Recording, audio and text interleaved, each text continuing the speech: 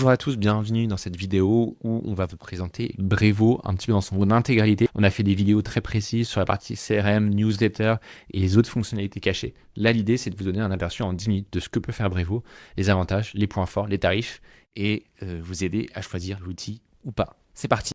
Alors, si on doit présenter Brevo en bref, à la base, ça s'appelait Sendinblue, ça a été créé en 2012 et c'était vraiment focus uniquement sur la partie emailing. Depuis, l'outil a bien grandi. Aujourd'hui, ils ont à peu près 500 000 clients dans les mondes, principalement en France et aussi en Europe. Donc, ils se sont diversifiés, on va le voir après, mais vraiment, leur cœur de produit aujourd'hui, ça reste la partie emailing marketing, tout ce qui est transactionnel et SMS. C'est vraiment leur cœur de métier. Néanmoins, aujourd'hui, c'est plutôt une plateforme tout en un peu à la HubSpot, c'est-à-dire qu'ils ont aussi une partie CRM qui est assez basique, mais une partie CRM qui est associable à la partie marketing, ce qui en fait une suite 100% française. Ça aussi, c'est un point fort. Ça met en avant un peu le prochain point, c'est-à-dire que les données sont hébergées en UE et on sait que c'est un sujet sensible aujourd'hui pour nos PME en France. Et donc ça, c'est vraiment un point fort. Le positionnement de l'outil par rapport aux autres, c'est un outil qui est assez polyvalent. Du coup, il y a pas mal de fonctionnalités, on va les voir. Il est simple à prendre en main. Et il y a un très bon rapport qualité-prix par rapport à d'autres outils, notamment américains. Donc, il y a aussi quelques limites. On y reviendra un peu plus en détail, notamment sur la partie reporting, la partie CRM et aussi le fait qu'il n'ait pas d'application mobile. Ça peut gêner certains métiers. Alors, en deux mots, moi j'utilise Brevo depuis à peu près un an. Au départ, pour la partie CRM, ce qui peut être surprenant, hein, mais chercher un CRM simple et c'est typiquement ce que fait très bien Brevo. Et ensuite, je l'ai mis en place sur la partie marketing automation pour envoyer du coup des séquences d'emails par exemple. J'ai racheté un site que j'utilisais déjà, donc ça m'a permis de mettre un pied dedans. En revanche, je l'utilise pas pour toute la partie e-commerce parce que je suis pas un e-commerçant. Or, il y a pas mal de fonctionnalités, on va le voir, qui sont très intéressantes pour les e-commerçants. Donc, de mon côté, c'est un outil que j'aime beaucoup, qui est simple à prendre en main et qui est hyper complet et je suis que à 30% de ses capacités. Donc j'ai hâte de le configurer encore mieux. Ensuite, à qui s'adresse Prevo? Donc les premiers concernés, ça peut être des indépendants, TPE, comme moi ou petites startups qui cherchent un outil un petit peu tout en un pour gérer la partie CRM, la partie email, etc., qui soit simple à déployer. Donc ça, c'est le premier enjeu. On a ensuite toute la partie e-commerce, comme je disais, ou aussi des SaaS qui vont avoir des besoins sur des emails transactionnels. Ça, Brevo est très fort dessus. Donc c'est un outil qui est aimé vraiment par cette typologie d'entreprise. Et après, on peut aussi avoir des équipes marketing B2C ou B2B qui pourraient être tentées par HubSpot, par exemple, mais qui vont aller chercher un outil français simple à déployer avec des intégrations performantes. Et c'est ce que propose Brevo.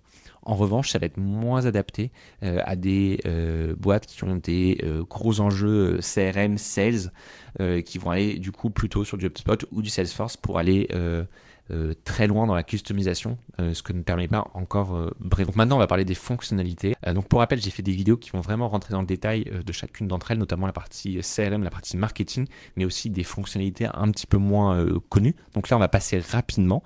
Donc on va dire qu'il y a six grandes fonctionnalités. On a la partie CRM. Donc la partie CRM, c'est quelque chose vraiment d'assez simple, mais qui permet pour une petite boîte d'avoir une vision claire en fait de son business. Ça permet de centraliser les contacts, les entreprises, les opportunités et de les suivre de manière correcte à l'intérieur de l'outil. Ensuite, le point fort de Brevo, on l'a dit, c'est la partie marketing, où là, vous allez pouvoir créer des campagnes email, SMS, WhatsApp ou encore des notifications push. Et vous allez pouvoir le faire en toute autonomie via des templates, un éditeur de cliquer déposer, ce qui permet de vous affranchir des développeurs ou des équipes un peu créatives et techniques. Ensuite, on a la partie automatisation qui là vous permet de créer des scénarios pour fidéliser la clientèle, faciliter l'onboarding, etc. de manière automatisée. Donc il y a pas mal de scénarios prêts à l'emploi, ce qui permet de les mettre en place en fait assez facilement. Autre point fort de Brevo, c'est plutôt lié à la partie e-commerce SaaS. Si vous avez besoin d'emails transactionnels, Brevo c'est sa spécialité, ils font ça super bien. Et donc franchement, si c'est le cas pour vous, c'est hyper intéressant. Ensuite, c'est plutôt des fonctionnalités un peu méconnues, notamment la partie conversation où là, ça permet d'avoir un inbox dans Brevo et de connecter Facebook, Instagram, les emails, un chat directement créé sur Brevo à un seul endroit et de répondre aux personnes à un seul même endroit.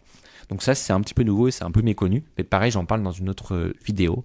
Et enfin, la dernière qui est uniquement liée aux e-commerçants. Vous pouvez brancher votre shop Shopify, par exemple, à Brevo et avoir un tableau de bord de suivi de l'activité e-commerce pour l'améliorer, pour la faire grandir, etc. directement à partir de Brevo. Donc ça, c'est les 6 fonctionnalités clés.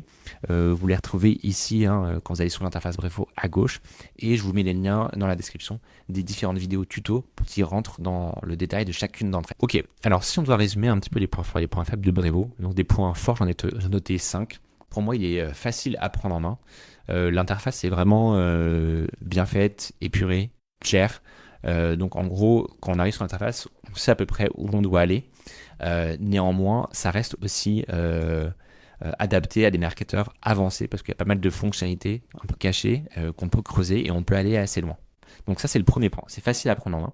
Ensuite, c'est un outil complet. Donc on l'a dit, ça a démarré comme un outil emailing. Là, ils ont rajouté des briques. Ils ont même récemment fait une acquisition sur la partie programme de fidélité. Donc c'est vraiment un outil complet tout en un sur lequel vous pouvez vous reposer. Ensuite, il y a un excellent rapport qualité-prix, notamment par rapport à des concurrents américains. On pense donc à HubSpot par exemple ou à Mailchimp. Et donc là, vous allez vraiment faire des économies tout en ayant un outil vraiment robuste. Le point fort, parce que tout le monde n'est pas capable de le gérer, ce sont aussi les emails transactionnels qui sont directement intégrés. Donc on parle d'email, mais il y a aussi la partie SMS. Et enfin, c'est un outil français et donc vous avez un support francophone et des ressources en français, ce qui est précieux voilà, pour les boîtes qui sont en France.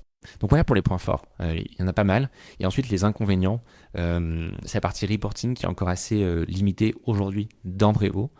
Donc il y a plusieurs moyens de le contourner, mais ça c'est quand même un point faible. Et effectivement la partie CRM reste basique.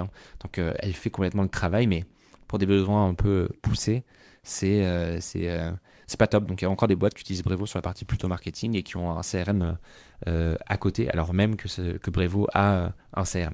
Donc voilà, ça c'est les 2 points faibles de Brevo. Alors pareil, on va parler maintenant des prix, mais j'ai fait une vidéo complète sur les tarifs de Brevo pour l'expliquer un peu plus en détail. Donc là, on va juste survoler. Globalement, c'est moins cher que la concurrence qu'un HubSpot ou qu'un Mailchimp. Là, vous avez les prix, donc vous avez Starter, Standard, Pro et Enterprise. Donc vous avez également la possibilité de faire un plan sur mesure si vous voulez utiliser juste telle ou telle fonctionnalité de Brevo. Mais ça peut être une fausse bonne idée. Je vous explique dans la vidéo pourquoi. Donc voilà à peu près les tarifs. Ça va dépendre globalement du nombre d'emails ou d'outbound que vous voulez faire avec des SMS, des push notifications qui vont vous faire passer d'un plan à l'autre et aussi du nombre d'utilisateurs que vous allez avoir sur Brevo. Donc par exemple sur le plan pro, on est à 449, mais ça vous permet d'avoir 10 personnes dessus, contrairement au plan standard où là vous n'avez qu'une seule personne. Et ensuite, il faut ajouter des add-ons si vous voulez ajouter d'autres utilisateurs. Donc voilà un petit peu pour les prix. Ensuite, pour les avis, donc je vais aller voir sur G2 ici et sur Trustpilot. Donc là, sur Trustpilot, on a 4,3 sur plus de 6000 avis, donc ce qui est vraiment positif. Globalement, les boîtes font vraiment des retours positifs. Donc là-dessus, voilà, il y a un sentiment positif de manière générale. Alors, on termine par une petite conclusion. Globalement, Brevo s'impose comme une solution tout en un, complète, simple et accessible. C'est ce que j'essaie d'expliquer un petit peu là dans cette présentation. C'est un vrai gain de temps justement d'avoir juste à un seul et même endroit différents outils et de ne pas switcher d'un outil à l'autre. Donc ça, c'est vraiment une force intéressante. Il y a d'autres outils qui le font. Je pense notamment à HubSpot. Mais effectivement, Brevo est un outil français avec des données hébergées en Union européenne, avec un bon rapport qualité-prix. Et donc du coup, la question se pose vraiment quand vous devez faire un choix. Donc certes, il y a quelques limites, mais globalement, c'est un très bon outil et c'est un choix solide pour un indépendant, des PME ou des e-commerçants qui veulent structurer leur marketing digital sans rentrer dans des trucs hyper complexes que peuvent proposer d'autres outils, notamment américains. Donc voilà, j'espère que ça vous a aidé. Encore une fois, je vous dis, je vous mets les vidéos des tutos en description si vous voulez plus de détails. Et n'hésitez pas à nous contacter si vous voulez de l'aide pour mettre en place Brevo ou l'optimiser. On a d'excellents experts à vous recommander.